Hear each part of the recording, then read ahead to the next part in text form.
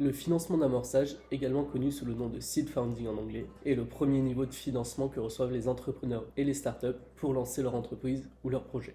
Dans cette explication, nous allons aborder les aspects les plus importants du financement d'amorçage, dont les sources d'investissement, les avantages et inconvénients, ainsi que les critères de sélection des investisseurs.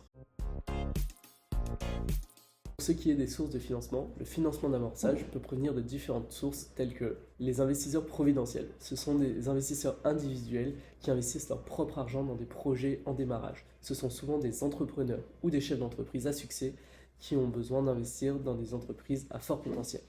Dans un deuxième temps, nous avons les sociétés en capital risque. Ce sont des entreprises spécialisées dans l'investissement des startups en démarrage. Elles ont des fonds propres importants qu'elles investissent dans des startups prometteuses pour des rendements financiers. Ensuite, nous avons le crowdfunding. Ce type de financement implique la collecte de petites sommes d'argent auprès d'un grand nombre de personnes via des plateformes en ligne. Enfin, nous avons les subventions gouvernementales. Les gouvernements peuvent fournir des subventions ou des financements pour aider les entrepreneurs à développer leurs projets.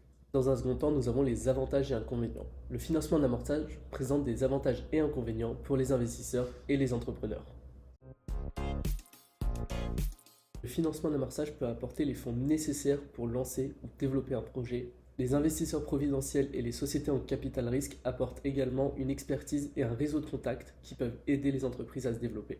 Les investisseurs sont souvent prêts à prendre des risques plus importants et à investir dans des projets innovants ou non testés. Les investisseurs peuvent exiger une participation importante dans l'entreprise ou un contrôle sur les décisions commerciales si le financement d'amorçage est réalisé trop tôt.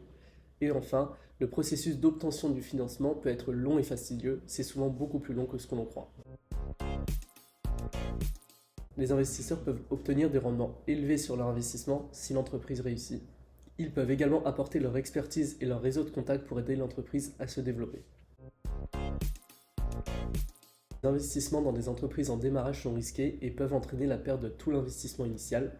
Et les investissements peuvent être illiquides, ce qui signifie qu'ils ne peuvent pas être facilement vendus ou échangés.